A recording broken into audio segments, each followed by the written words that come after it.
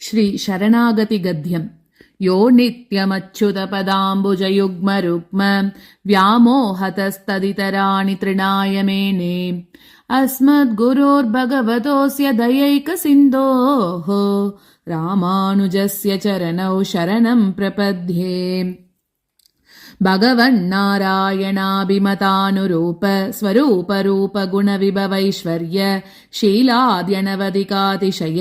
असङ्ख्येय कल्याण गुणगणां पद्मवनालयां भगवतीं श्रियं देवीं नित्यानपायिनीं निरवध्यां देवदेव दिव्यमहिषीम् अखिलजगन्मातरम् अस्मन्मातरम् अशरण्यशरण्याम् अनन्यशरणः शरणमहम् प्रपद्ये। पारमार्थिक भगवच्चरणारविन्द युगलैकान्तिक आद्यन्तिक परभक्ति परज्ञान परमभक्तिकृत परिपूर्णानवरत नित्यविशदतम अनन्यप्रयोजन अनवधिकातिशयप्रिय भगवद् अनुभवजनित अनवधिकातिशयप्रीतिकारित अशेषावस्तोचित अशेषशेषतैकरतिरूप नित्यकैङ्कर्यप्राप्त्यपेक्षया पारमार्थिकी भगवच्चरणारविन्द शरणागतिः यथावस्थिता अविरता अस्तु मे अस्तु ते तयैवं सर्वं सम्पत्स्यते। अखिलहेय प्रत्यनीक कल्याणैकतान स्वेतर समस्तवस्तु विलक्षणानन्द ज्ञानानन्दैकस्वरूप स्वाभिमतानुरूपैकरूप अचिन्त्य दिव्याद्भुत नित्यनिरवध्य निरतिशय औज्ज्वल्य सौन्दर्य सौगन्ध्य सौकुमार्यलावण्य यौवनाद्यनन्तगुणनिधि दिव्यरूपा स्वाभाविकानवधिकातिशय ज्ञानबलैश्वर्य वीर्यशक्तितेजसः सौशील्यवात्सल्य मार्दवार्जः सौहार्दसाम्य कारुण्यमाधुर्य गाम्भीर्य औदार्य चादुर्य स्थैर्य धैर्य शौर्य पराक्रम सत्यकाम सत्यसङ्कल्पः कृतित्व कृतज्ञातसङ्केय कल्याण गुणगणौगमहार्णव स्वोचित विविध विचित्रानन्ताश्चर्य नित्यनिरवध्य निरतिशय सुगन्ध निरतिशय सुखस्पर्श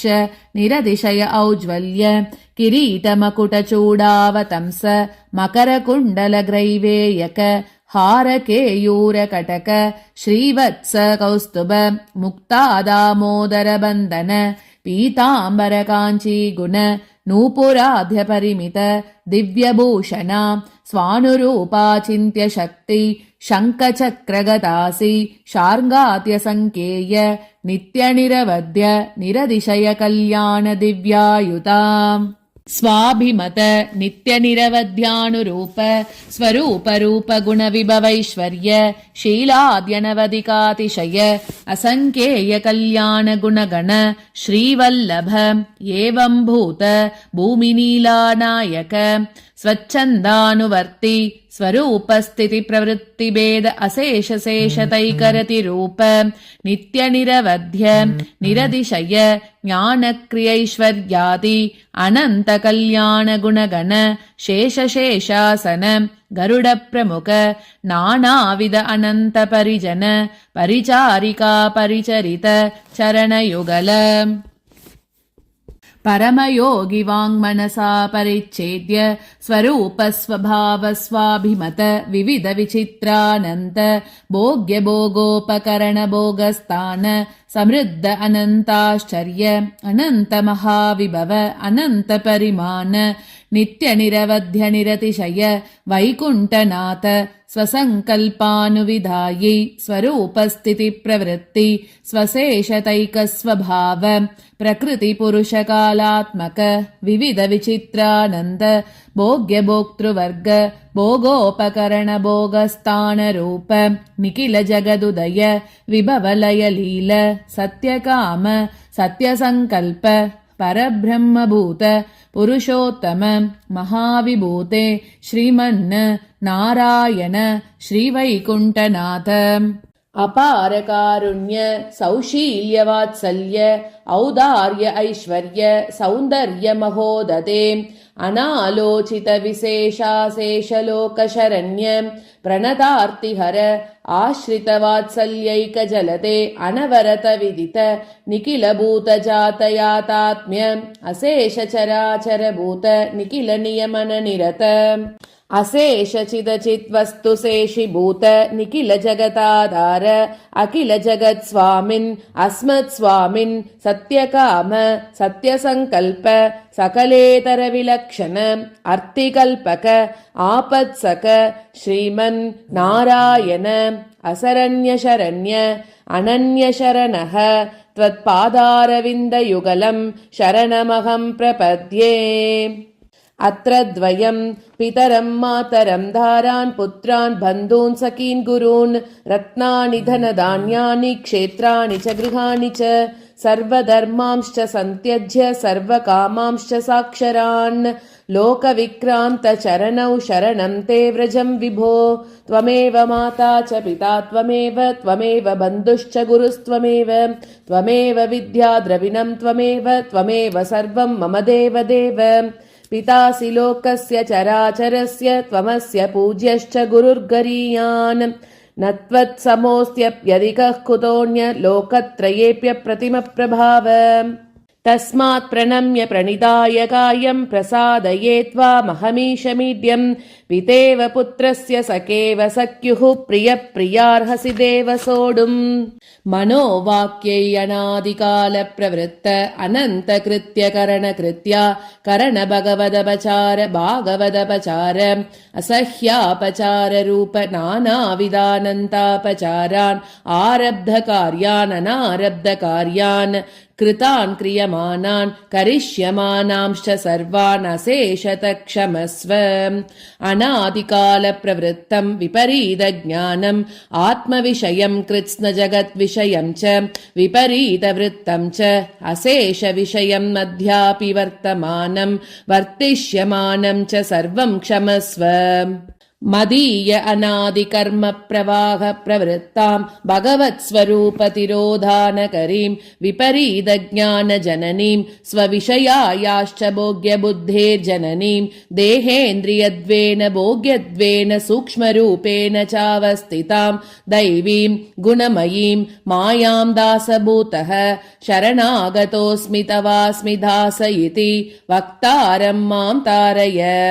तेषां ज्ञानि नित्ययुक्तः एकभक्तिर्विशिष्यते प्रियो हि ज्ञानिनोत्यर्थम् अहं स च मम प्रियः उदारा सर्व एवैते ज्ञानी त्वात्मैव मे मतम् आस्थितः स हि युक्तात्मा मामेवानुत्तमां गतिम् बहूनां जन्मनामन्ते ज्ञानवान् मां प्रपद्यते वासुदेवः सर्वमिति स महात्मा सुदुर्लभः इति श्लोकत्रयोदित ज्ञानिनं मां कुरुष्व। पुरुषः स परः पार्थ भक्त्या लभ्यस्त्वनन्यया भक्त्या त्वनन्यया शक्यः मद्भक्तिं लभते पराम् इति स्थानत्रयोदित परभक्तियुक्तं मां कुरुष्व। परभक्ति परज्ञान परमभक्त्येक स्वभावं मां कुरुष्व। परभक्ति परज्ञान परमभक्तिकृत परिपूर्णानवरद नित्यविशदतम अनन्य प्रयोजन अनवधिकातिशय प्रिय भगवत् अनुभवोऽहं तदावित भगवदनुभवजनित अनवधिकातिशय प्रीतिकारित अशेषावस्तोचित अशेषशेषदैकरतिरूप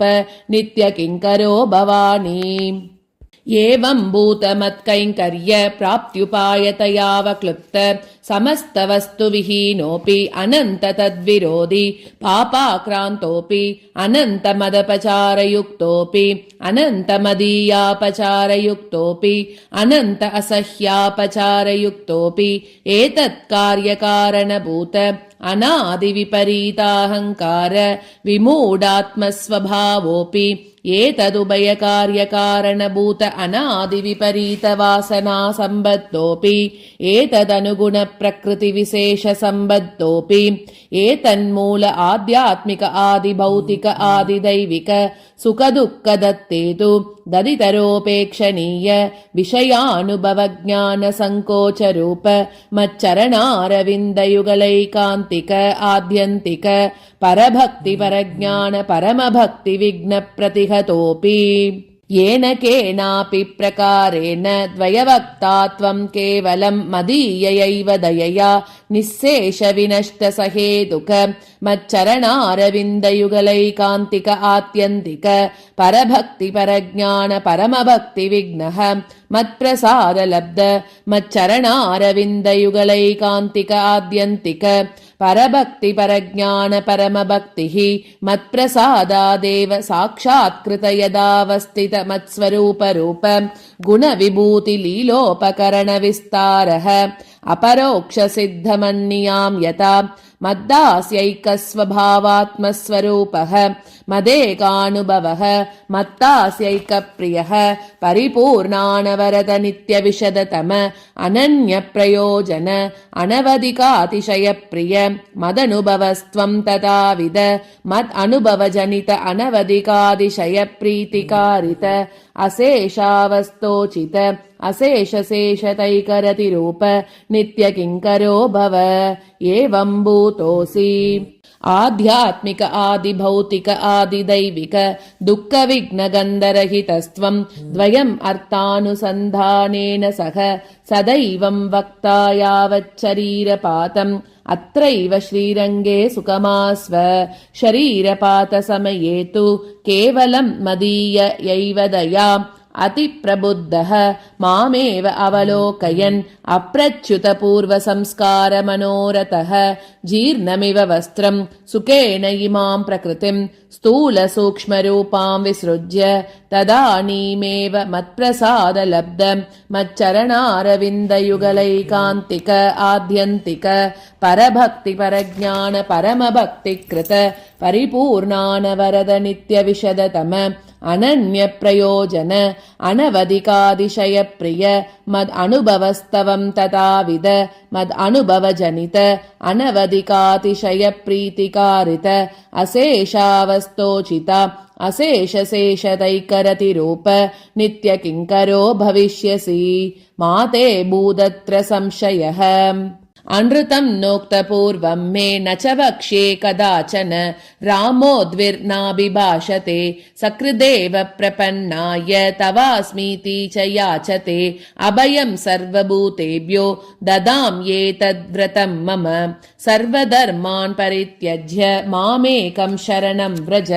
अहं त्वा सर्वपापेभ्यो मोक्षयिष्यामि मा शुचः इति मयैव ह्युक्तम् अतस्त्वं तव तत्त्वतो मज्ञानदर्शनप्राप्तिषु निःसंशयः सुखमास्व अन्त्यकाले स्मृतिर्यातु तव कैङ्कर्यकारिता तामेनां भगवन् अद्य क्रियमाणां कुरुष्व मे. எம்பெருமானார் திருவடிகளே சரணம்.